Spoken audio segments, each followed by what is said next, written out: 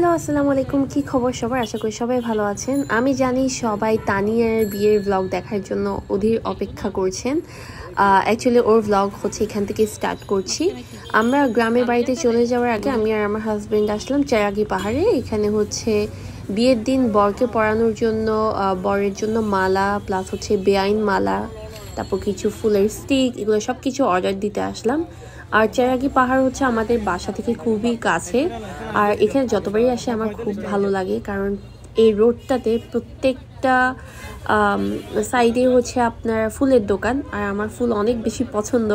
তো ডিসি হিলের অপোজিটে হচ্ছে সব ফুলের দোকান, তো এখান থেকে রিক্সা নিয়ে যেতে এত ভালো লাগে।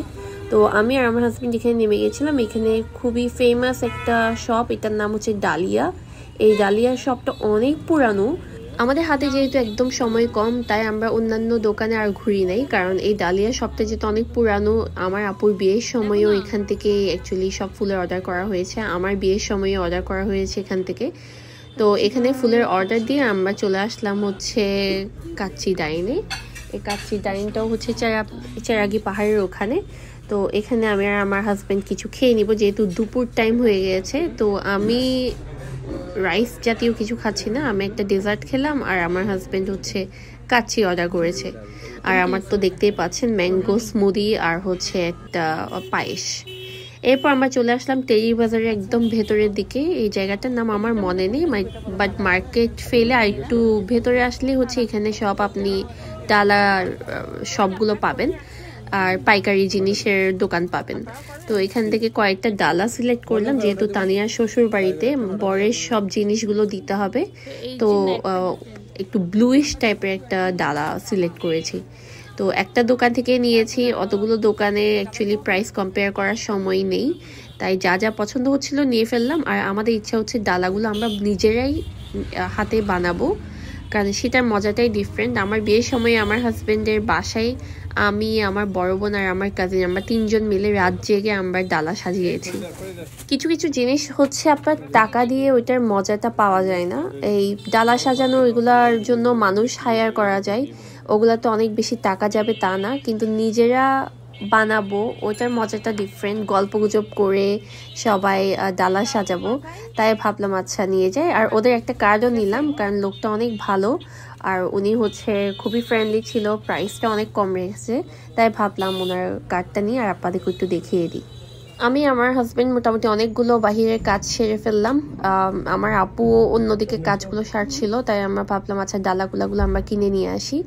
এখন হচ্ছে বরের বাড়িতে দেওয়ার জন্য আমরা ডালাগুলো সাজাচ্ছি। এখানে হচ্ছে তার ফ্যামিলি মেম্বার্সদের জন্য শার্ট, শাড়ি, তারপর ভাবির শাড়ি, আর হচ্ছে বরের জন্য আমরা ম্যাক্সিমাম জিনিস হচ্ছে ইউএস থেকে নিয়ে এসেছি, সেগুলো আমরা সুন্দর করে সাজাচ্ছিলাম।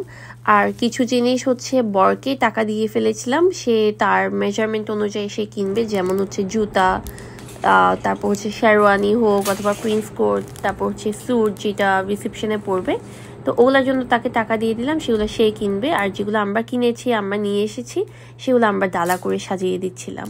আর এইবারে ডালাটা সাজিয়েছে হচ্ছে আমার খালা, উনি খুব সুন্দর করে ডেকোরেশনের জিনিসগুলো করতে পারে, সাজানোর জিনিসগুলো। ওনারও হচ্ছে আমার মতো শখ, মানে সব কিছু সুন্দর করে করা, মানে 100% ট্রাই করা। তো লাস্ট টাইম তো আমার কাজিনের বিয়ের ডালাগুলো আমি আর আমার বড় বোন সাজিয়েছিলাম, এবার দায়িত্ব দিলাম খালাকে, যেহেতু খালাও ইউএস থেকে তানিয়ার বিয়ে খাওয়ার জন্য আসছে। আর এই সবগুলো চকলেট হচ্ছে আমরা ইউএস থেকে নিয়ে এসেছি, কারণ হচ্ছে ছেলের ডালাতে দেওয়ার জন্য।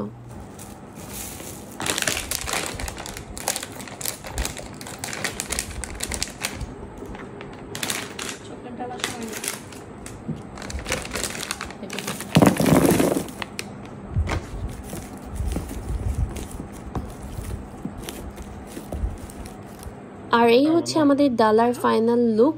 আপনাদের কেমন লেগেছে জানাবেন, আমরা পেরেছি কিনা। আমার তো বেশ ভালোই লেগেছে, খুবই নিট অ্যান্ড ক্লিন। আর আমার আন্টি খুব সুন্দর করে একদম যত্ন সহকারে ডালাগুলো সাজিয়েছে। এই হচ্ছে ছোট্ট একটি ব্লগ।